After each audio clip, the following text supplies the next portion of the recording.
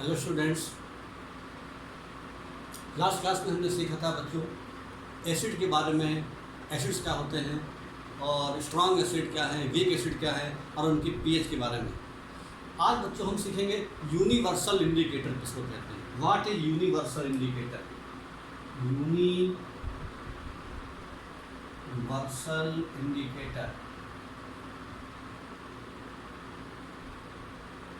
Universal indicator बच्चों हमने पिछले लेक्चर में सीखा कि इंडिकेटर के बारे में। हमारे जो कॉमन इंडिकेटर होते हैं जैसे लिटमस, फिनाफ्थलीन, मिथाइलोरेन, जो कॉमन लिटमस पे हैं वो हमको ये बताते हैं कि कौन सा सब्सटेंस एसिड है और कौन सा सब्सटेंस बेस। ठीक है, जैसे एग्जांपल के लिए हमारे पास कोई दो एसिड हैं, एक है हाइड्रोक्लोरिक एसिड और दूसरा है एसिटिक एसिड। हमको जैसे पता है हाइड्रोक्लोरिक एसिड स्ट्रॉन्ग एसिड है और एसिटिक एसिड यानी विनेगर वीक एसिड होता है। लेकिन अगर उसमें हम कॉमन लिटमस पेपर डालें जैसे कि लिटमस पेपर या फिनाफ्थलीन वगैरह, तो उससे क्या पता लगेगा? हमको ये तो पता लगेगा कि कौन सा सब्सटेंस एसिड है, कौन सा सब्सटेंस बेसिक है। क्योंकि हमने यहाँ पर दोनों एसिड लिए हुए हैं तो दोनों बार ही क्या करेगा कि अगर हम लिटमस पेपर डालेंगे ब्लू लिटमस पेपर रेड हो जाएगा। यहाँ पर ये नहीं बताता है लिटमस पेपर, जो कॉमन लिटमस पेपर है वो हमको ये नहीं बताता कौन सा एसिड स्ट्रॉन्ग है, कौन सा एसिड वीक है। तो खाली जो कॉमन लिटमस पेपर है वो खाली हमको ये बताते हैं कि कौन सा सब्सटेंस एसिडिक है, कौन सा सब्सटेंस बेसिक। कितना सब्सटेंस एसिडिक है या कितना बेसिक है ये बात नहीं बता पाता। इसलिए हम उसमें एक नए इंडिकेटर जो कि लैब में रहता है, स्कूल लैब में, यूनिवर्सल इंडिकेटर का इस्तेमाल करते हैं। यूनिवर्सल इंडिकेटर बहुत सारे डिफरेंट इंडिकेटर से मिलकर के बना होता है और ये अपने कलर के थ्रू अलग अलग पीएच बताता है। इसका मतलब ये हुआ कि जो यूनिवर्सल इंडिकेटर है वो एसिड या बेस की आपका ये बताता है कि कितना वो एसिडिक है या कितना बेसिक। तो आप समझ लेंगे इंडिकेटर का मतलब क्या है कि universal indicator tells universal indicator tells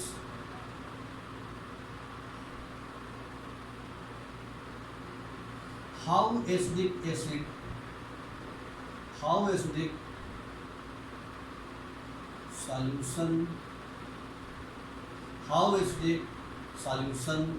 or how basic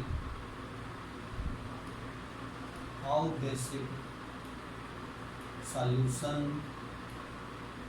is in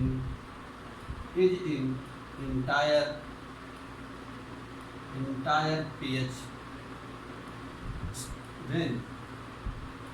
मतलब ये हमको बताता है, यूनिवर्सल इंडिकेटर हमको ये बताता है कि जो एसिडिक सॉल्यूशन है, अगर हमने दो एसिडिक लिए हैं जो कि एक स्ट्रॉन्ग एसिड है और एक वीक एसिड है, तो यूनिवर्सल इंडिकेटर हमको ये बताता है कि कौन सा स्ट्रॉन्ग एसिड है और कौन सा वीक एसिड, यानी हाउ एसिडिक सॉल्यूशन, यानी वो कितना एसिडिक है और वो कितना बेसिक है। इस बात की जानकारी हमको यूनिवर्सल इंडिकेटर बताता है, जबकि कॉमन इंडिकेटर ये बात नहीं बता पाते थे। कॉमन इंडिकेटर खाली हमको ये बताता था कि सब्सटेंस एसिडिक है या बेसिक, उसकी पीएच 7 से कम है या 7 से ज़्यादा, ये बताता था। जबकि यूनिवर्सल इंडिकेटर हमको ये भी बताएगा कि 7 से कम है तो कितनी है, 5 है कि 4 है कि 3 है कि 1 है, ये सारी बात यूनिवर्सल इंडिकेटर बताता है।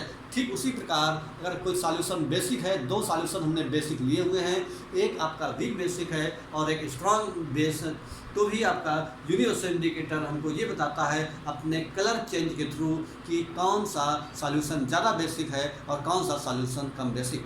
तो जो universal indicator tells how acidic solution और how basic solution is in entire pH range. जो इंटायर पीएच रेंज है यानी 0 से लेकर के 14 तक, उसके बीच में कितनी पीएच है, इस बात को यूनिवर्सल इंडिकेटर बताता है। जबकि कॉमन इंडिकेटर हमको खाली ये बताते थे कि किसी भी कंपाउंड की पीएच 7 से कम है या 7 से ज़्यादा।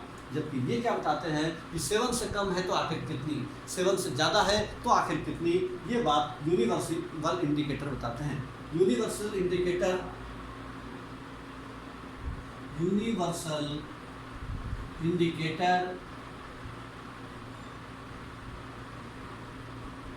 is made from different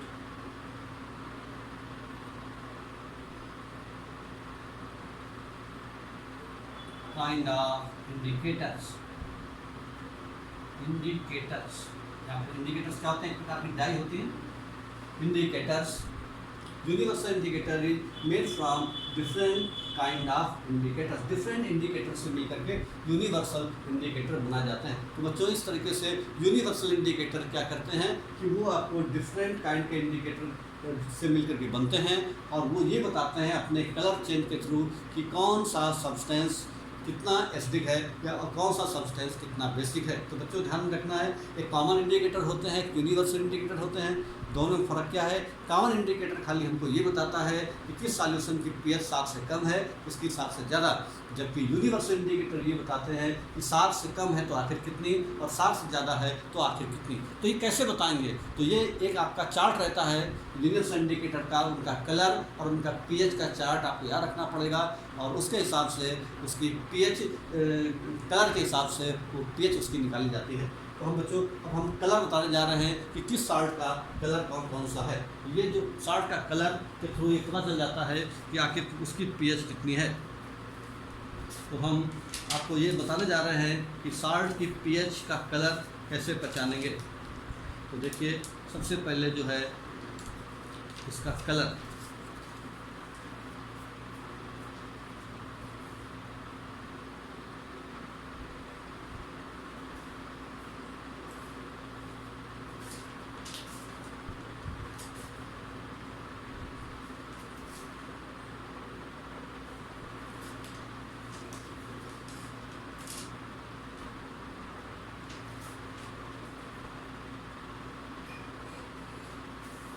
यहाँ पर हम कलर के बारे में बताएंगे, कलर और उसका पीएच। ये आपका चार्ट है, ये कलर चार्ट।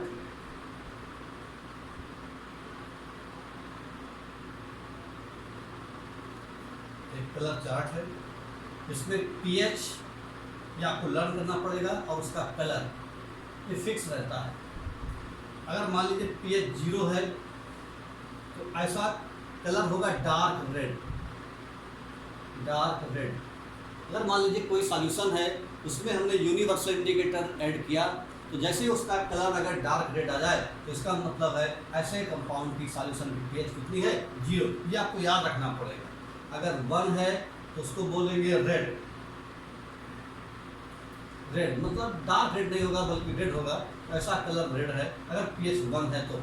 और पीएच अगर 2 है ऐसा जो होगा वो आपका लाइट रेड हो जाएगा, यानी जो रेड होगा वो थोड़ा उतना रेड नहीं रहेगा जितना पहले था। और पीएच अगर 3 हो जाएगी तो ये हो जाएगा ऑरेंज रेड, तो ये आपको याद रखना पड़ेगा, ऑरेंज रेड हो जाएगा। और पीएच अगर 4 हो गई तो आपका हो जाएगा ऑरेंज, पीएच 4 हो गई तो ऑरेंज हो जाएगा। पीएच अगर 5 हो गई तो ऑरेंज येलो हो जाएगा, ऑरेंज येलो कलर का हो जाएगा। और पीएच अगर 6 हो गई तो बच्चों आपका हो जाएगा आपका greenish yellow, greenish yellow colour का हो जाएगा। और पीएच अगर 7 हो गई तो आपका ग्रीन आ जाएगा, जो कि न्यूट्रल होता है ग्रीन।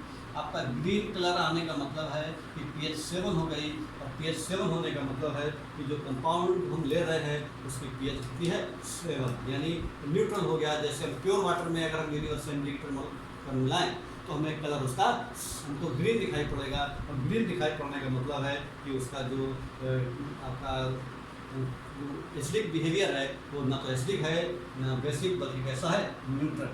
अब अगर पीएच अगर हमारी अगर आ गई है 8 तो ऐसे सॉल्यूशन को कहते हैं हम लोग ग्रीनिश ब्लू, ग्रीनिश ब्लू दिखाई पड़ता है। ये ग्रीनिश ब्लू मतलब हरा नीला रंग मिक्स टाइप का रहेगा। और जो 9 है तो इसका मतलब ब्लू दिखाई पड़ेगा। अगर कोई कंपाउंड है उसमें हमने यूनिवर्सल इंडिकेटर ऐड किया है और अगर उसका कलर ब्लू आ जाए तो इस बात का मतलब ये है कि उसकी पीएच 9 है, ठीक है। उसके बाद में अगर पीएच 10 है तो उसका जो कलर आएगा वो कलर आएगा आपका नेवी ब्लू, नेवी ब्लू करके दिखाई पड़ेगा, नेवी ब्लू कलर आएगा अगर पीएच 10 है। और अगर pH 11 आ गई तो उसका कलर हो जाएगा पर्पल, पर्पल कलर हो जाएगा उसका, पर्पल। और pH अगर 12 हो गई तो उसका कलर हो जाएगा dark purple, dark purple colour हो जाएगा, डार्क पर्पल कलर हो जाएगा। और अगर pH हो जाएगी 13 तो उसका कलर हो जाएगा वायलेट, और 14 में हो जाएगा आपका dark violet.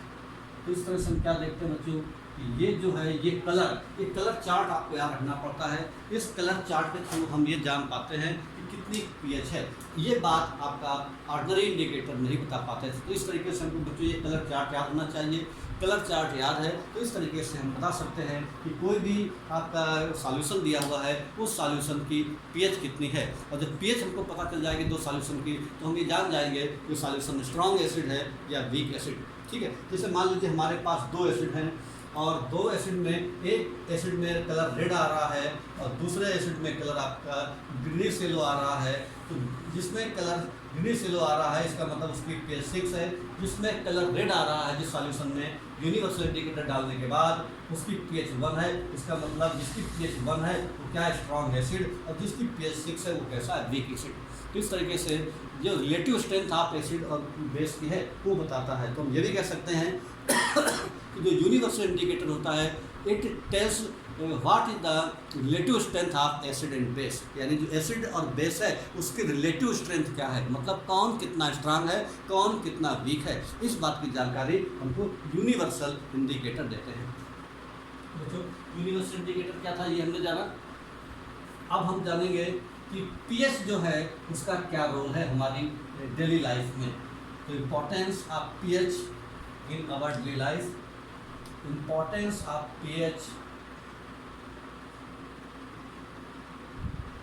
Importance of pH in our daily life, our daily life. हमारी जो pH का क्या इम्पोर्टेंस है, ठीक है, pH के बारे में हम देखेंगे अपनी जो डेली लाइफ में pH के कुछ एग्जाम्पल हैं जो हम देखते हैं वो हम आज डिस्कस करेंगे कि इम्पोर्टेंस ऑफ pH क्या है। तो पहला है pH in our digestive system, pH in our digestive system. तो पहला बात है, पहली हेडिंग में को देखना है pH in our digestive system, pH in our digestive system मतलब क्या कह रहा है ये, इस बात का मतलब ये है कि हम जो भी खाना खाते हैं तो हमारे पेट में एक प्रकार का एसिड बनता है, ठीक है, और वो एसिड का नाम है hydrochloric acid, dilute hydrochloric acid बनता है जिसकी pH कितनी रहती है 1.4। हमारे पेट में क्या बनता है, डाइल्यूट हाइड्रोक्लोरिक एसिड HCl जिसकी pH होती है अप्रॉक्सीमेट 1.4। ये जो डाइल्यूट एसिड बनता है ये हमारे खाने को डाइजेस्ट करता है, ठीक है। तो pH in our digestive system जो हमारे स्टमक रिलीज करता है एक प्रकार का डाइल्यूट हाइड्रोक्लोरिक एसिड जिसकी pH 1.4 रहती है जो हमारे खाने को डाइजेस्ट करता है, ठीक है, और बिना स्टमक को हार्म किए।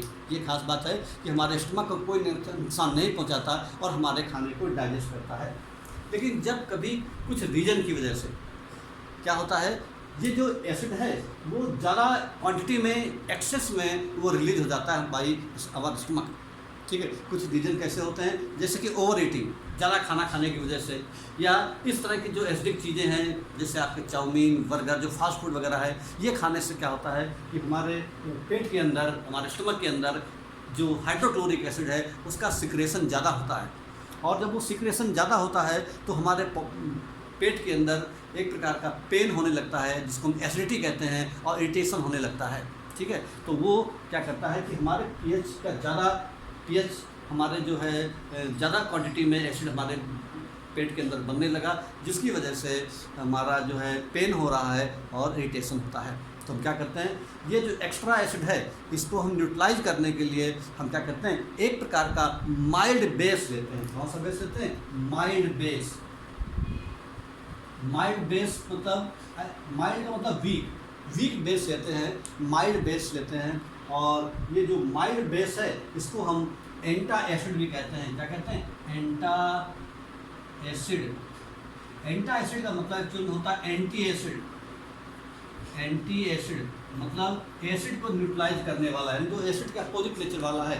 तो जब हम एंटा एसिड लेते हैं, जब हमारे पेट में एसिडिटी होती है, तो वो एंटी एसिड क्या करता है, वो जो एक्स्ट्रा एसिड है उसको न्यूट्रलाइज कर देता है। ध्यान रखने वाली बात यहाँ पर है, हम माइल्ड बेस लेते हैं, इनको क्या कहते हैं हम लोग? एंटा एसिड के नाम से जानते हैं। मार्केट में एंटा एसिड कहा जाता है, और एंटा एसिड का मतलब है बच्चों एंटी एसिड। और ये क्या करता है कि जो बेस है, एक्स्ट्रा बेस, उसको न्यूट्रलाइज करता है। क्योंकि आप जानते हैं एसिड और बेस का जब रिएक्शन होता है तो न्यूट्रलाइजेशन रिएक्शन होता है, यानी एसिड की जो एक्स्ट्रा क्वांटिटी थी उसको इस एंटी एसिड ने, यानी जो माइल्ड बेस है, उसने न्यूट्रलाइज कर दिया।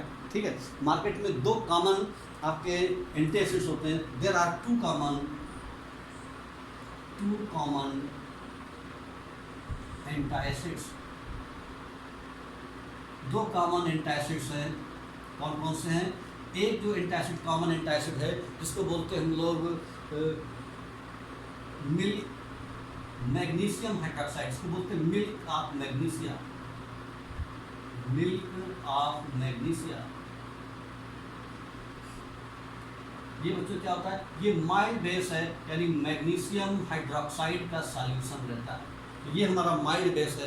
इसको पीने से हम लोग जो है, हमारे बॉडी के अंदर जो एसिडिटी है वो दूर हो जाती है। मार्केट में इस तरह के एंटासिड नाम की टेबलेट भी आती है, जिसको हम लोग डाइजीन सिरप या डाइजीन टेबलेट के नाम से जानते हैं। जब कभी पेट में एसिडिटी हो रही हो तो आप डाइजीन नाम की टेबलेट मेडिकल स्टोर से ले सकते हैं। वो डाइजीन नाम का जो टेबलेट है उसमें आपका मैग्नीशियम हाइड्रोक्साइड या मैग्नीशियम ऑक्साइड रहता है, जो कि आपका माइल्ड बेस है और वो एक्स्ट्रा एसिड को न्यूट्रलाइज करता है। अब दूसरा बच्चों है बेकिंग सोडा, यानी सोडियम बाइकार्बोनेट। ये वाला, ये भी आपका एंटासिड है, ये भी आपका न्यूट्रलाइज करने के काम में आता है। इनो वगैरह में यही रहता है। इस तरीके से हम सोडा वाटर पी सकते हैं। सोडा वाटर मिलता है, तो सोडा वाटर में क्यों क्या है? ये बेकिंग सोडा जिसको कहते हैं, तो इसका नाम है सोडियम बाइकार्बोनेट या सोडियम हाइड्रोजन कार्बोनेट। ये आपका बेकिंग सोडा है। तो अगर एसिडिटी होती है तो हम 2 काम कर सकते हैं, या तो हम डाइजीन सिरप ले सकते हैं या फिर इनो पी सकते हैं। इनो में ये आपका सोडियम बाइकार्बोनेट यानी बेकिंग सोडा प्रेजेंट रहता है, और मिल्क ऑफ मैग्नीशियम हाइड्रोक्साइड या मैग्नीशियम ऑक्साइड प्रेजेंट होता है। तो इस तरीके से हम क्या करते हैं कि जो हमारा कॉमन एसिड्स हैं वो एक्स्ट्रा एसिड को न्यूट्रलाइज करते हैं। तो देखते हैं हमारा जो pH, importance of pH in our daily life. हम क्या देख रहे हैं कि हमारा जो पीएच का कम ज़्यादा होना हमारे बॉडी में प्रॉब्लम क्रिएट कर रहा है। जब हमारा एसिड ज़्यादा बना तो हमारी पेट के अंदर, हमारे स्टमक के अंदर पेन और इरिटेशन होने लगा, और उसको दूर करने के लिए हमको एंटासिड की हेल्प लेनी पड़ी। तो ये हमारा पहला पॉइंट था, pH in our digestive system.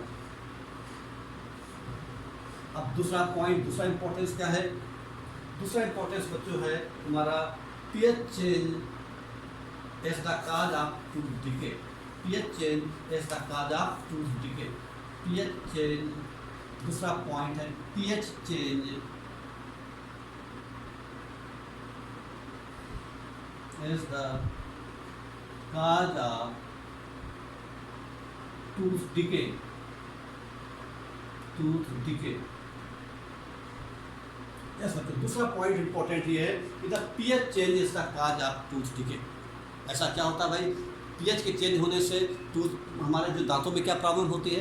तो ये देखिए, जब भी हम कोई चीज़ खाते पीते हैं तो हमारी मुंह के अंदर के जो बैक्टीरिया हैं, वो बैक्टीरिया क्या करते हैं कि वो जो खाना है उसको, खाने के अंदर जो शुगर प्रेजेंट होती है उसको एसिड में कन्वर्ट कर देते हैं, जैसे लैक्टिक एसिड। ठीक है। तो इस तरीके से शुगर को जो बैक्टीरिया क्या करते हैं, लैक्टिक एसिड में चेंज करते हैं। और जब हमारे मुंह के अंदर एसिड बनने लगता है तब हमारे मुंह की जो पीएच वैल्यू है वो 5.5 से कम हो जाती है।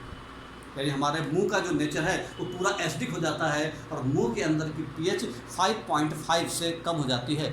जब मुंह के अंदर की पीएच 5.5 से कम हो जाती है, यानी मुंह के अंदर एसिड बनना शुरू हो गया, जब वो एसिड बनता है तो वो एसिड क्या करता है कि जो हमारे दांतों का इनेमल है, दांतों के ऊपर की जो लेयर है, उसको कोरोड करने का काम करता है। और उसको जब कोरोड करता है तो हमारे दांत खराब होने लगते हैं, टूथ डिके होना शुरू हो जाता है। ऐसा क्यों हो रहा है? क्योंकि पीएच चेंज हो गई। पहले मुंह की पीएच 5.5 से ज़्यादा थी, लेकिन जब हमने कोई चीज़ खाई, खास करके कोई मीठा चीज़ खाई, तो क्या हुआ, उस शुगर को बैक्टीरिया ब्रेक कर देते हैं एसिड में, और एसिड क्या करता है, हमारे मुंह की पीएच वैल्यू को कम कर देता है, जिससे कि हमारा टूथ डिके होने लगते हैं। इस तरीके से हमको अगर टूथ डिके होने से बचाना है तो जब भी हम कुछ खाते पीते हैं तुरंत हमको क्या करना है, पानी से बहुत अच्छी तरीके से मुंह धोना है, और उसके बाद में पेस्ट भी करना है। तो खाना खाने के बाद पेस्ट करना ज़रूरी रहता है, इसीलिए रात को सोते समय पेस्ट ज़रूर करिए, क्योंकि पेस्ट में जो टूथपेस्ट है उसकी पीएच रहती है 8.0, यानी वो बेसिक नेचर का होता है।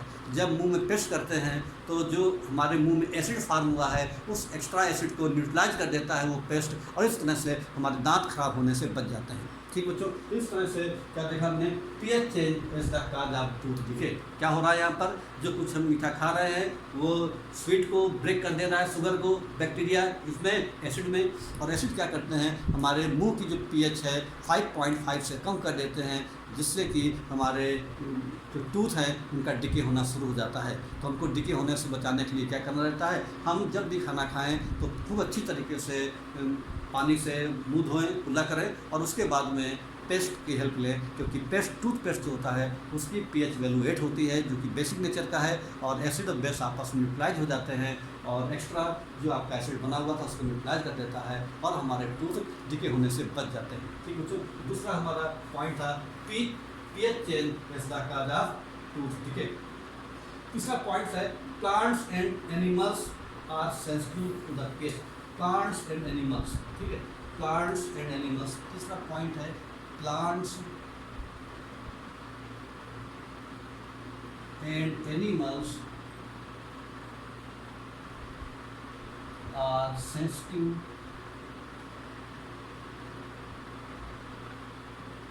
To pH. इस बात का मतलब बच्चों की प्लांट्स और animals are sensitive to pH. आप देखते होंगे कि जैसे प्लांट्स हैं तो प्लांट्स जो हैं इनकी पीएच चेंज होने पर क्या होता है कि ये जैसे कि कोई खेत है, ठीक है, उस सॉइल है, उस सॉइल की पीएच जनरली 7 के आसपास होती है। अगर किसी सॉइल की पीएच 7 से बहुत कम हो गई, यानी ज़्यादा एसिडिक हो गई, या पीएच 7 से बहुत ज़्यादा हो गई, यानी ज़्यादा बेसिक हो गई, तब ऐसी कंडीशन में क्या होगा कि जो प्लांट्स हैं उनका ग्रो होना या तो कम हो जाता है या बिल्कुल भी ग्रो नहीं हो पाते। तो इस तरह से क्या देखते हैं कि जो प्लांट्स वगैरह हैं वो भी पीएच सेंसिटिव होते हैं।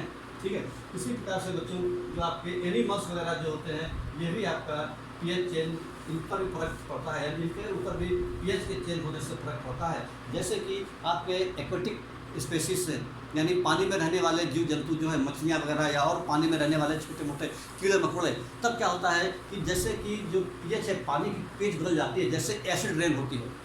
तो जब एसिड रेन होती है, एसिड रेन क्या होता है बच्चों, एसिड रेन का मतलब जब बरसात का पानी गिरता है ऊपर से और एटमॉस्फेयर में carbon dioxide, nitrogen dioxide, sulphur dioxide gas present रहती हैं, तो एटमॉस्फेयर में जब ऊपर से पानी गिरता है तो वो पानी, वाटर, उस कार्बन डाइऑक्साइड या सल्फर डाइऑक्साइड से रिएक्शन करता है। तो मान लीजिए कि पानी ऊपर से गिरा, ये वाटर और ये कार्बन डाइऑक्साइड, इन दोनों ने मिलकर बना लिया कार्बोनिक एसिड, H2CO3। इस एसिड का नाम है कार्बोनिक एसिड।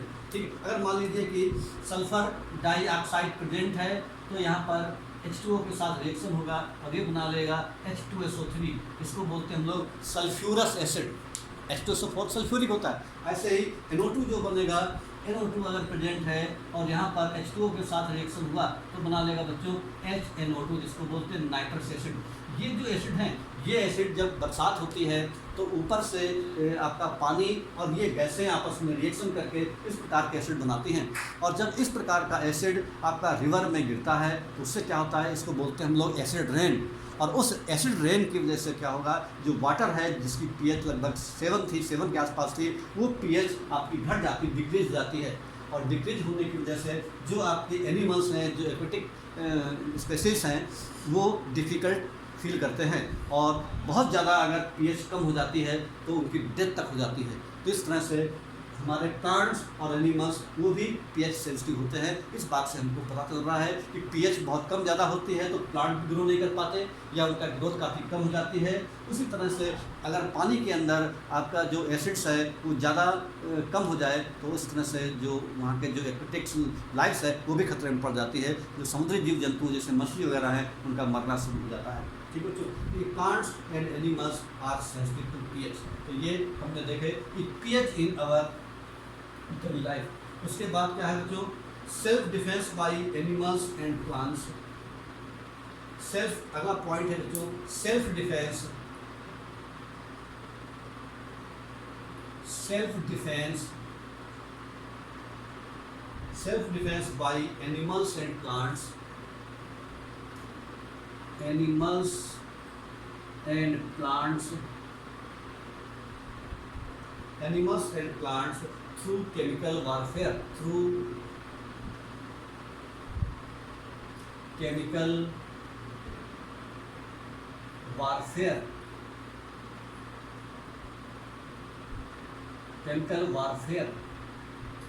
बच्चों ये देखा हमने पॉइंट। इस पॉइंट का मतलब क्या है, self defence by animals and plants. यहाँ पर जो एनिमल्स और प्लांट्स हैं ये भी क्या करते हैं, अपना सेल्फ डिफेंड करते हैं बाय केमिकल वारफेयर, यानी जो केमिकल्स है उसके थ्रू। कैसे, जैसे मान लो कि आपका चींटी है यानी एंट है, या आपका हनी बी है, तो क्या करते हैं कि ये जब आपको काट लेते हैं तो जब काटने का मतलब ये है कि अपने जो उसके पास जो स्टिंग है उससे क्या करती है, आपका एक प्रकार का एसिड आपकी बॉडी के अंदर एक एसिड इंजेक्ट कर देती है, आपकी बॉडी के अंदर एसिड इंजेक्ट कर देती है, एसिड इंजेक्ट करती है। कभी चींटी काटे तो आपको दर्द होता है, या कोई हनी भी काटे तो आपको दर्द होता है। ठीक है, आपने फील क्या होगा, उससे क्या होता है, क्या करती है, या एक प्रकार का एसिड आपकी बॉडी के अंदर इंट्रोड्यूस कर देती है। और जब वो एसिड आपकी बॉडी के अंदर इंट्रोड्यूस करेगी तो क्या होगा कि हमें पेन और इरिटेशन होता है। और अगर हमको उस दर्द को कम करना है तो जिस जगह पर उसने काटा हुआ है हनी बी ने या एंट ने, तो वहाँ पर उस एरिया पर हम थोड़ा सा आपका वॉशिंग सोडा या वॉशिंग पाउडर या आपका कैल्शियम हाइड्रोक्साइड हम वहाँ पर थोड़ा लगा लें, तो उससे क्या होगा कि जो दर्द है उसमें थोड़ा रिलीज मिल जाता है। तो ऐसा क्यों हो रहा है, क्योंकि एंट या हनी बी ने क्या किया, आपकी बॉडी में एसिड इंजेक्ट किया, और जब एसिड इंजेक्ट किया तो उस एसिड को न्यूट्रलाइज करने के लिए हमने क्या किया, सोप लगा लिया या वॉशिंग पाउडर लगा लिया या कैल्शियम हाइड्रोक्साइड लगा लिया, क्योंकि ये सारे ही बेसिक नेचर के होते हैं। तो बच्चों इस तरीके से जो आपका एंट या हनी बी है अपने आप को सेल्फ डिफेंस करते हैं एसिड को इंजेक्ट करके बॉडी के अंदर। ठीक उसी प्रकार से बच्चों प्लांट आपका नेटल प्लांट है, नेटल NETTLE एक नेटल प्लांट है। ये बच्चों जंगल में मिलता है नेटल प्लांट, ठीक है। और इसकी जो पत्तियां हैं वो कांटेदार पत्तियां होती हैं, जिनकी पत्तियां हैं वो कांटेदार होती है। अगर किसी एक्सीडेंटली आपका अगर वो टच हो जाता है आपका हाथ उस पत्ती के ऊपर, तो क्या करते हैं कि ये जो आपके प्लांट क्या करते हैं, ये एक प्रकार का एसिड इंजेक्ट कर देते हैं, ये भी इंजेक्ट करते हैं। और वो एसिड कौन सा होता है, फॉर्मिक एसिड, जिसको बोलते हैं मिथेनोइक एसिड। इसका मिथेनोइक एसिड भी नाम है या इसका फॉर्मिक एसिड भी नाम है, formic acid.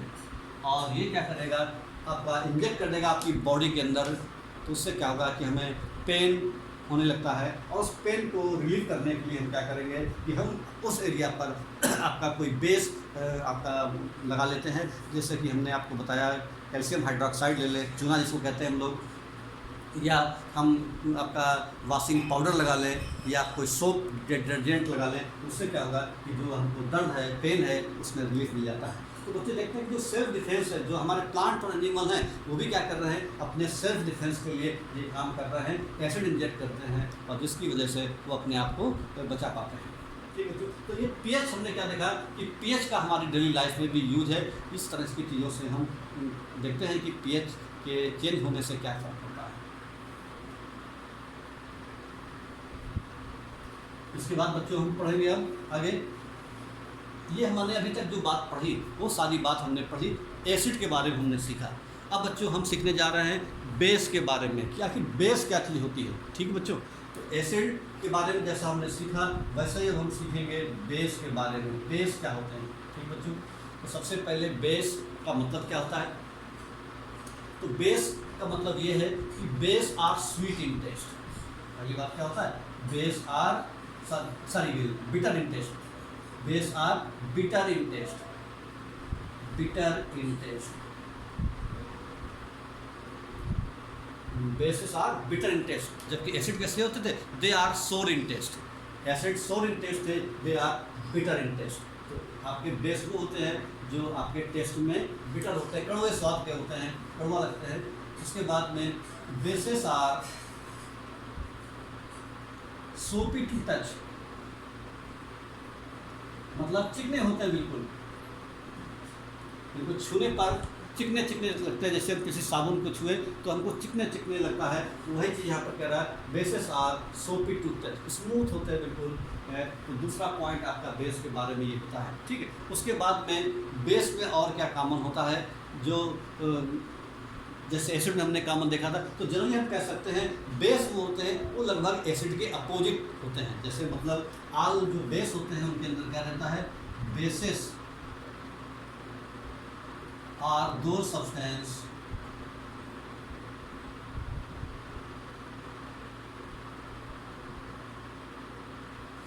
which gives hydroxyl ion OH minus, इसको बोलते हैं बच्चों हाइड्रोक्सिल आयन। बेसिस आर दो substance which gives hydroxyl ion, hydroxyl ion when they dissolve in water, when they dissolve in water. So bases are those substances which gives hydroxyl ion when they dissolve in water. जब वो पानी में घुल जाते हैं तब hydroxyl ion देते हैं। ऐसे कंपाउंड को हम लोग क्या बोलते हैं? बेस। ठीक, तो बेस कोई भी है, जैसे कि हम बेस को पानी में घोलें, जैसे NaOH मान लो बेस है, इसको हम वाटर में डिजॉल्व करते हैं, तो वाटर में डिजॉल्व करने के बाद ये क्या देते हैं? Na+ और OH- आयन देते हैं, यानी OH आयन जरूर बनते हैं। तो जितने भी बेस हैं उनमें सब में कॉमन चीज़ क्या है? इसमें हाइड्रोक्सिल आयन का फॉर्मेशन होता है। यानी जब कोई भी कंपाउंड को अगर पानी में घोलें, अगर हाइड्रोक्साइड आयन बनते हैं तो इस बात का मतलब गिवन कंपाउंड आर बेस। ठीक है, हर कंपाउंड में ऐसा नहीं होता। बहुत से कंपाउंड देखने में OH लगा रहता है लेकिन वो आपके OH आयन नहीं देते।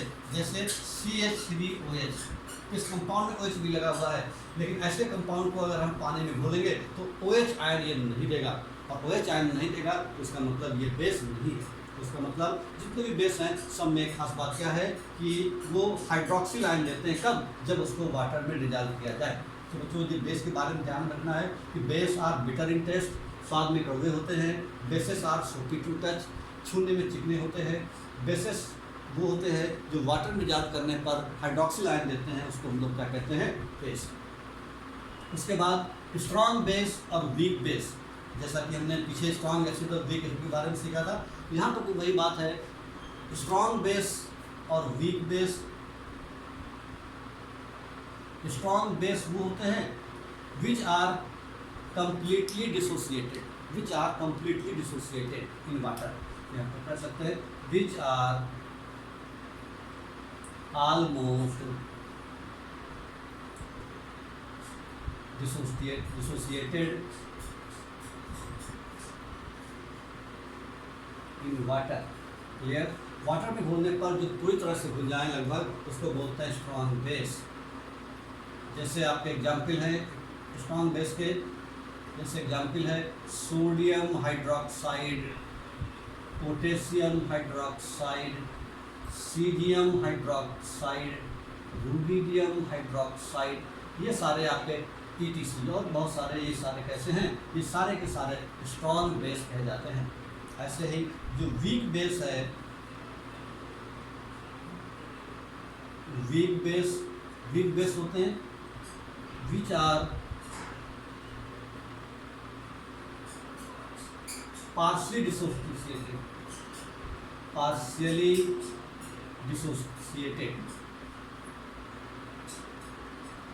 which are partially dissociated in water are called weak base. Example जैसे आपका ammonium hydroxide, magnesium hydroxide, these are the example of weak base. So weak base are those substances which are partially dissociated in water are called weak base. तो weak base में होते हैं बच्चों जो बहुत कम पानी में घुलते हैं, उनको बोलते हैं weak base. स्ट्रॉन्ग बेस में होते हैं जो पानी में लगभग पूरी तरह से घुल जाते हैं. तो स्ट्रॉन्ग बेस और वीक बेस हमने जाना क्या होता है. उसके बाद में हम सीखेंगे प्रॉपर्टीज ऑफ बेसिस. तो प्रॉपर्टीज ऑफ बेस के बारे में सीखेंगे. Properties of base, properties of basis. जिस तरह से हमने एसिड की प्रॉपर्टी सीखी थी और हम आज सीखेंगे प्रॉपर्टीज ऑफ बेस, यानी बेस की क्या क्या खास बात होती है. तो बेस की खास बातों में पहला पॉइंट यही है कि base are bitter in taste. पहला पॉइंट है कि बेस जो है बिटर टेस्ट के होते हैं. उसके बाद में दूसरा पॉइंट है बच्चों कि base are feel soapy to touch. पहला पॉइंट है bases are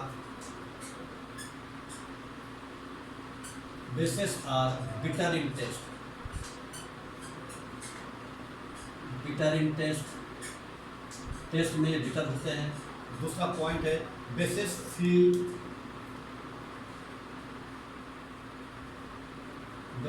feel soapy to touch.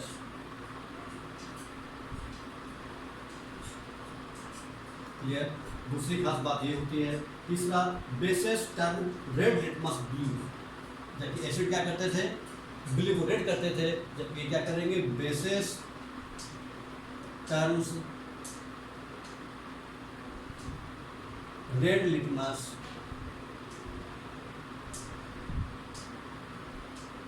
Into blue. Red litmus को ब्लू में कन्वर्ट कर देते हैं. ये खास बात होती है आपकी बेस की. उसके बाद में अगला पॉइंट है कि bases conduct electricity in solution. जैसा एसिड करते थे वैसे ये भी करते हैं. Bases conduct electricity in solution. Clear. इनको इलेक्ट्रोलाइट कहा जाता है बच्चों. इलेक्ट्रोलाइट के नाम से जाने जाते हैं. यानी इलेक्ट्रोलाइट आर दो substance which conducts electricity in their solution. उस तरीके से जो बेस हैं वो इलेक्ट्रिसिटी को भी कंडक्ट करते हैं.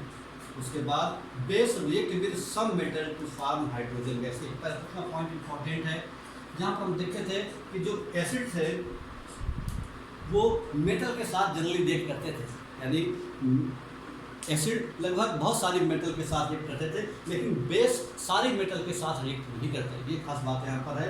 जो बेस है केवल कुछ मेटल के साथ ही रिएक्शन करते हैं. ठीक है. तो bases react some metal reacts with few metals, जबकि एसिड मोस्टली मेटल के साथ रिएक्ट करते थे. एसिड और बेस में ये फर्क है. जो बेस है कुछ ही मेटल के साथ रिएक्ट करते हैं. जैसे कि सोडियम हाइड्रोक्साइड के साथ रिएक्ट करता है, एल्युमिनियम हाइड्रोक्साइड. ये जो बेस हैं वो मेटल के साथ रिएक्ट करेंगे. जैसे कि आपका सोडियम हाइड्रोक्साइड आपका जिंक के साथ रिएक्शन करेगा. सोडियम हाइड्रोक्साइड जिंक के साथ जब रिएक्शन करेगा तब आपका बन जाएगा कंपाउंड सोडियम जिंकेट. कंपाउंड बन जाएगा Na2ZnO2. सोडियम जिंकेट और साथ में बनेगा हाइड्रोजन गैस. तो हाइड्रोजन गैस बनती है यहाँ पर. ठीक. ये हम जिंक जो है लेते हैं, सॉलिड लेते हैं, और सोडियम हाइड्रोक्साइड ये आपका एक सॉल्यूशन रहता है. ठीक है. इस रिएक्शन को बैलेंस करने के लिए यहाँ पर हम 2 लगाना पड़ेगा. रिएक्शन को बैलेंस करने के लिए 2 लगा देंगे. आपने सीखा बैलेंस करना रिएक्शन पहले चैप्टर में. तो 2 लग जाएगा यहाँ पर. तो सोडियम के 2 एटम हो गए, जिंक 1 एटम हो गया. ऑक्सीजन 2 है, ऑक्सीजन यहाँ पर 2 है, हाइड्रोजन 2 है. इसका मतलब रिएक्शन बैलेंस हो गया. इस तरह से ये जो कंपाउंड है इसका नाम है sodium zincate. Sodium zincate.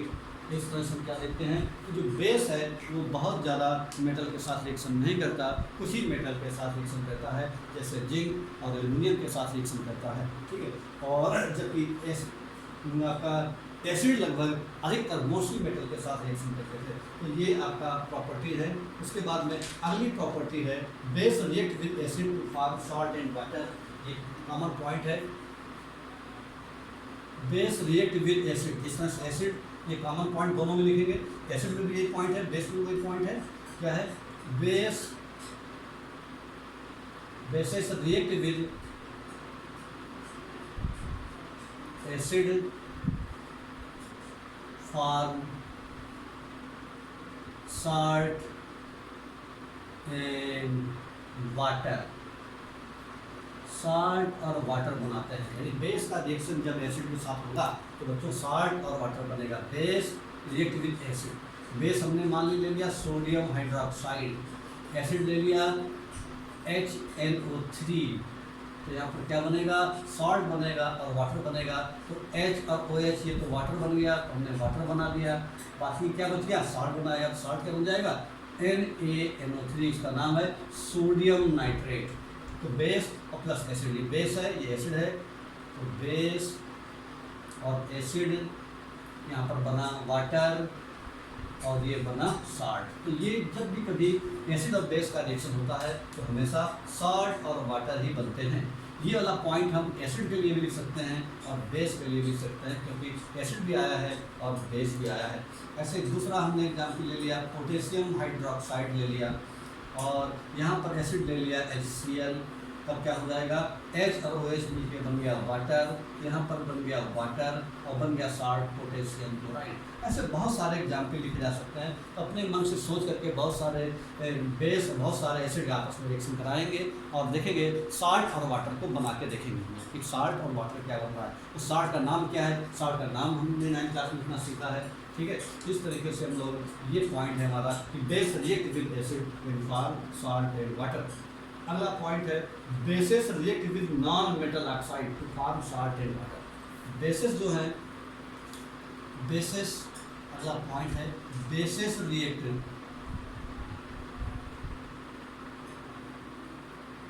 With non metal oxide, non metal oxide to form salt and water, to form salt and water, salt and water, salt और वाटर बनाते हैं। यहाँ पर क्या कर रहे हैं, basis react with non metal oxide. Non metal oxide आपने अगले क्लास में पढ़ा होगा, प्रीवियस क्लासेस में, मेटल और नॉन मेटल के बीच में डिफरेंस, ठीक है। छोटी क्लास में रहता चैप्टर ये मेटल और नॉन मेटल। तो एक केमिकल प्रॉपर्टी होती थी कि जितने भी जो मेटल के ऑक्साइड हैं जनरली वो बेसिक नेचर के होते हैं और नॉन मेटल के ऑक्साइड कैसे होते हैं, एसिडिक नेचर के।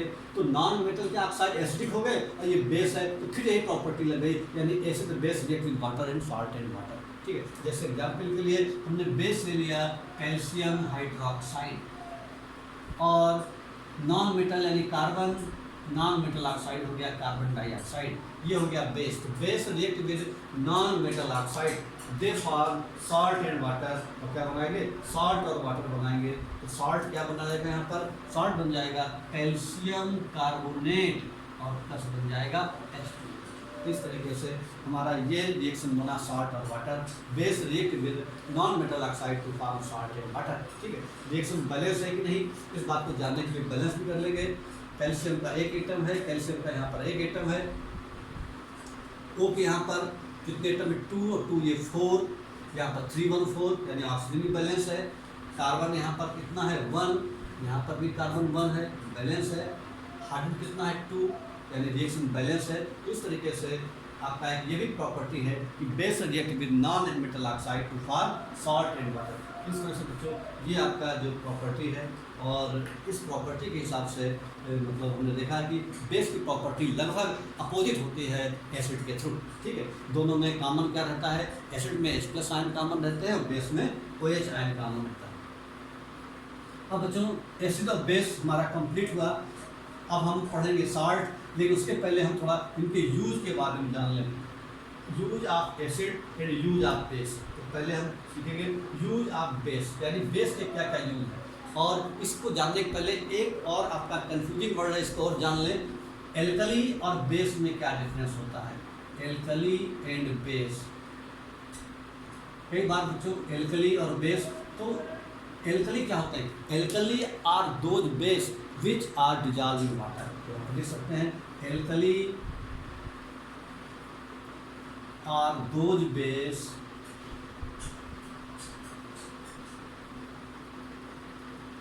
which are dissolved in water. Alkali वो बेस होते हैं जो पानी में घुल जाते हैं. It means water soluble bases are called alkali. Clear? और water soluble bases are called alkali. इनको हम लोग एल्कली कहते हैं. तो ये एसिड और बेस, इसका मतलब ये है कि सारे बेस पानी में नहीं घुलते, ठीक है, लेकिन वो बेस जो पानी में घुल जाएं उनको हम एल्कली के नाम से जानते हैं. ठीक है बच्चों, इस तरीके से एल्कली और बेस में फ़र्क है. अब उसके बाद हम सीखेंगे यूज ऑफ बेस. बेस के यूज क्या क्या है? Use of basis. बेस के क्या क्या यूज है? यूज तो बहुत सारे हैं, हम दो चार यूज के बारे में सीखेंगे. तो पहला यूज क्या है कि sodium hydroxide is use in the manufacture of soap. जैसे sodium hydroxide, sodium hydroxide, sodium hydroxide ये है, इसका फार्मूला है NaOH. ये sodium hydroxide is use, sodium hydroxide used in the manufacture of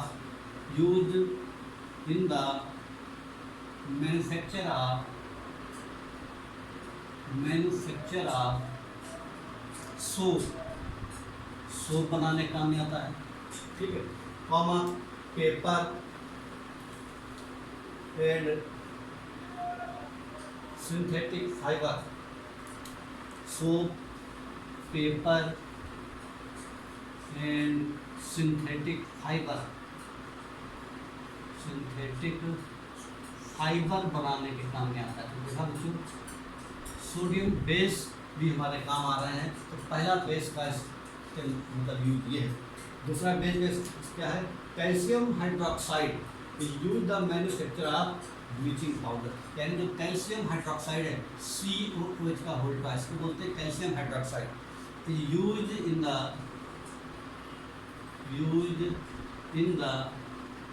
manufacture of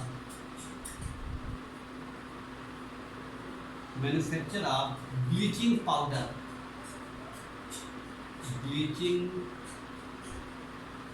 bleaching powder, bleach करने के काम में आता है ब्लीचिंग पाउडर.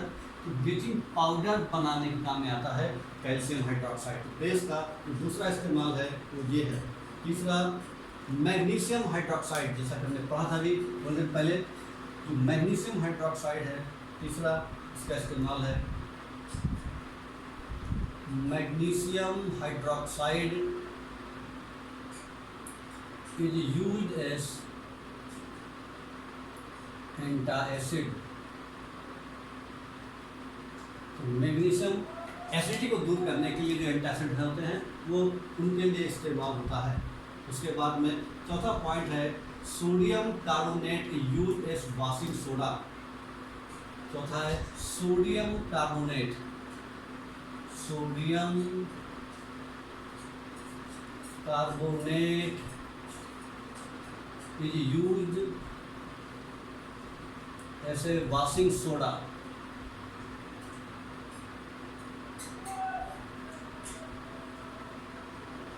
जैसे washing soda and for softening harmometer, and for softening hard water. जो हार्ड वाटर है उसको साफ करने के लिए काम आता है. हार्ड वाटर बच्चों दो प्रकार के वाटर होते हैं. एक होता है हार्ड वाटर, एक होता है सॉफ्ट वाटर. क्या फ़र्क है दोनों में? सॉफ्ट वाटर और हार्ड वाटर में कुछ साल्ट प्रेजेंट और एब्सेंट रहते हैं, जिसकी वजह से उन्हें हम हार्ड वाटर या सॉफ्ट वाटर के नाम से जानते हैं. जैसे अगर हम bicarbonate, chloride and sulphate of calcium and magnesium are present, then such type of water is called hard water. And if these salts are absent, then such type of water called soft water. तो इस प्रकार से bicarbonate, chloride and sulphate of calcium and magnesium, यानी magnesium carbonate हो या magnesium sulphate हो या magnesium chloride हो, इनमें से कोई भी साल्ट या कुछ साल्ट प्रेजेंट हो तो ऐसे वाटर को हार्ड वाटर कहा जाता है। और सॉफ्ट वाटर अगर उसमें साल्ट प्रेजेंट नहीं होते तो उसको सॉफ्ट वाटर कहते हैं। तो बच्चों हार्ड वाटर और सॉफ्ट वाटर में, हार्ड वाटर में अगर हम उसमें कपड़े धोते हैं तो साबुन तो बहुत घिसता है लेकिन झाग कम बनता है, जबकि सॉफ्ट वाटर में अगर हम साबुन का इस्तेमाल करेंगे तो झाग खूब बने, कपड़े खूब आसानी साफ होते हैं। हार्ड वाटर में ऐसा नहीं होता। तो हार्ड वाटर को साफ करने के लिए आपका सोडियम कार्बोनेट का इस्तेमाल किया जाता है। तो बच्चों ये भी एक पॉइंट है। उसके बाद में अगला है सोडियम बाइकार्बोनेट, जिसको हम बोलते हैं बेकिंग सोडा। सोडियम बाइकार्बोनेट ये भी आपका बेस है। Sodium bicarbonate, sodium bicarbonate is used as baking soda. Sodium bicarbonate is used as baking soda in cooking food.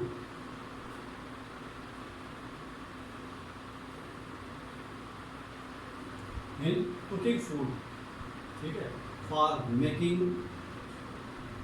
Baking powder, ठीक है। किस तरीके से ये हमारा यूज है बेस के। तो बेस के यूज में क्या देखें कि बेस हमारे बहुत जगह पर यूज होते हैं, बहुत सारे यूज हैं बेस के और भी, ठीक है। सारा लिखना पॉसिबल नहीं है यहाँ पर, इसलिए कुछ हम जानते हैं, दो चार कम से कम कि भाई बेस है तो बेस का यूज क्या है। तो कई बार दिमाग में बात आती है कि जो बेस हम लोग पढ़ रहे हैं इसका क्या फ़ायदा है पढ़ने का, ये कहीं काम आते भी कि नहीं काम आते। तो यही हम बताने के लिए इसके क्या क्या यूज है। तो क्या देख रहे हैं हम लोग कि मैग्नीशियम हाइड्रोक्साइड का एंटासिड में काम आता है, ठीक है। उसके बाद में डाइजिन सिरप के नाम से जानते हैं। सोडियम कार्बोनेट का इस्तेमाल कपड़े धोने के काम में आते हैं। डिफरेंट प्रकार के जो वॉशिंग पाउडर है, ठीक है, जैसे एरियल है, टाइड है, वगैरह वगैरह। उसके बाद में सोडियम बाइकार्बोनेट का इस्तेमाल हम लोग बेकिंग सोडा कुकिंग फूड में करते हैं, ठीक है, बेकिंग पाउडर के रूप में इस्तेमाल करते हैं। जैसे आपका पेस्ट्री इंडस्ट्री, पेस्ट्री में हम लोग बेकिंग पाउडर का इस्तेमाल करते हैं, ठीक है। या छोले वगैरह को बनाते समय उसको अगर हम बेकिंग सोडा डाल देते हैं उससे थोड़ा सॉफ्ट हो जाते हैं। तो इस तरह से सब बहुत सारे कुकिंग फूड में आपका बेकिंग पाउडर का इस्तेमाल होता है। बेकिंग सोडियम बाइकार्बोनेट इसको कहते हैं, जिसका फार्मूला है सोडियम बाइकार्बोनेट, इसका फार्मूला है NaHCO3, सोडियम बाइकार्बोनेट का NaHCO3 के नाम से जाना जाता है। सोडियम बाइकार्बोनेट या सोडियम हाइड्रोजन कार्बोनेट भी कहते हैं। जबकि सोडियम कार्बोनेट इसका फार्मूला होता है बच्चों Na2CO3। फर्क है ये Na2CO3, ये आपका सोडियम कार्बोनेट, ये सोडियम बाइकार्बोनेट, ये वॉशिंग सोडा, ये बेकिंग सोडा। तो कई बार वॉशिंग सोडा और बेकिंग सोडा में क्या फ़र्क होता है, तो वॉशिंग सोडा का फार्मूला Na2CO3, बेकिंग सोडा का फार्मूला NaHCO3। इसका नाम है सोडियम बाइकार्बोनेट, इसका नाम है केवल सोडियम कार्बोनेट। अब बच्चों हम सीखेंगे यूज ऑफ बेस। बेस के आखिर क्या क्या यूज हैं, यूजेज ऑफ बेस। बेस के हम बेस के यूज तो पढ़े लिए हमने। एसिड के क्या क्या यूज, तो हम सीखेंगे यूज ऑफ एसिड्स।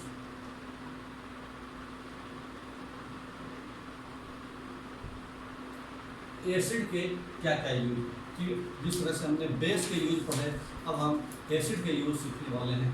एसिड के आखिर क्या क्या यूज होते हैं। तो पहला पॉइंट है sulphuric acid use in the manufacture of fertiliser. पहला पॉइंट क्या है, sulphuric acid. Sulphuric acid, sulphuric acid, इसका फार्मूला है बच्चों H2SO4। तो सल्फ्यूरिक एसिड किस काम में आता है, sulphuric acid is used in the manufacture of, sulphuric acid is used in the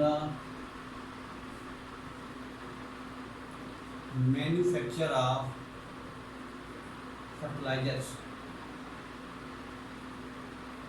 कौन फर्टिलाइजर है, जैसे अमोनियम सल्फेट,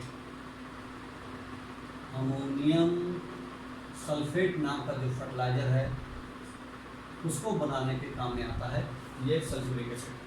और क्या काम आता है, पेंट बनाने में, पेंट बनाने काम में आता है। डाई आर्ट केमिकल्स, डाई बनाने के काम में आता है। उसके बाद में आपका प्लास्टिक बनाने में, सिंथेटिक फाइबर बनाने में भी। तो बहुत सारे इस्तेमाल हो सकते हैं, ठीक है, ये इसका इस्तेमाल होता है। उसके बाद में नाइट्रिक एसिड,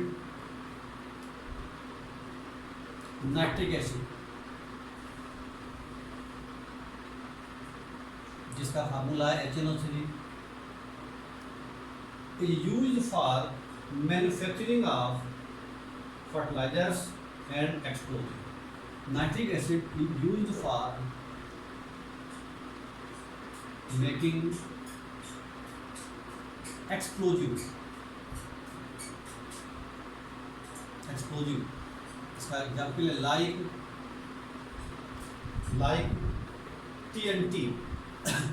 TNT नाम का एक एक्सप्लोजिव होता है, जिसको बोलते हैं बच्चों ट्राइनाइट्रोटॉल्यूइन,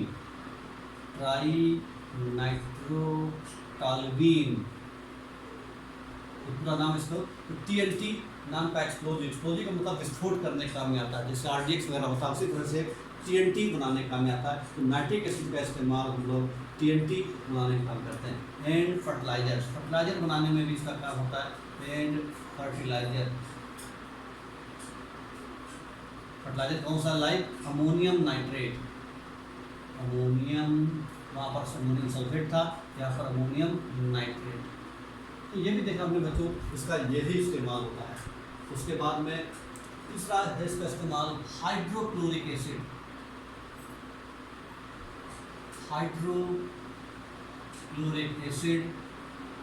इसको हम कहते हैं बच्चों HCl। तो hydrochloric acid is used for removing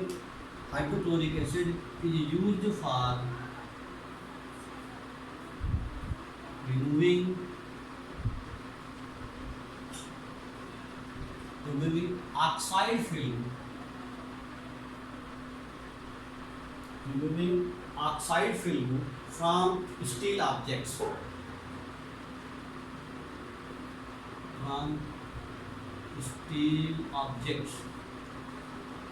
जो स्टील ऑब्जेक्ट्स होते हैं उनमें ऊपर जो ऑक्साइड फिल्म होती है उसको हटाया जाता है। क्यों? बिफोर गैल्वेनाइजेशन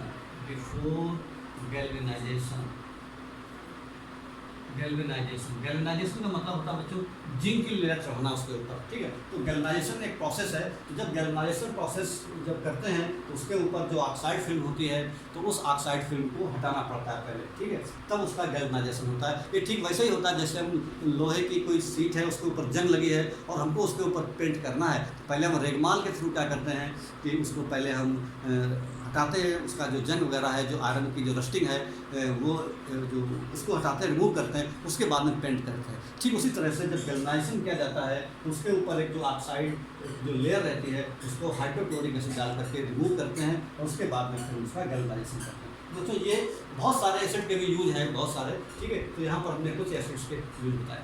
तो बच्चों हमने एसिड क्या होता है हमने उसके बारे में सीखा, ठीक, एसिड की प्रॉपर्टी के बारे में सीखा, कौन सब्सटेंस एसिड हो सकते हैं, एसिड में आखिर क्या कॉमन होता है वो हमने सीखा। उसके बाद में फिर हमने उसकी pH वैल्यू सीखी। उसके बाद में यूनिवर्सल इंडिकेटर सीखा। pH वैल्यू के हिसाब से यूनिवर्सल इंडिकेटर किस तरह से अपने कलर के थ्रू बताता है इसकी pH वैल्यू कितनी है, कितनी उसके रिलेटिव स्ट्रेंथ है एसिड या बेस की। उसके बाद में बेस क्या होते हैं, बेस की केमिकल प्रॉपर्टी क्या क्या होती है, ये सारी बात हमने सीखी। बच्चों अगले लेक्चर में हम सीखेंगे कि साल्ट के बारे में। एसिड्स हो गया, बेस हो गया, अगला हमारा जो कंपाउंड है उसका नाम है साल्ट। अब साल्ट के बारे में हम लोग पढ़ेंगे, कुछ साल्ट कैसे बनाए जाते हैं, उनकी क्या क्या प्रॉपर्टी होती है, उनका क्या यूज है, ये सारे हम 2-4 साल्ट हैं। जैसे कि आपका ब्लीचिंग पाउडर क्या होता है, प्लास्टर ऑफ पेरिस क्या होता है, इन सब के बारे में डिस्कस करेंगे साल्ट के बारे में। ओके।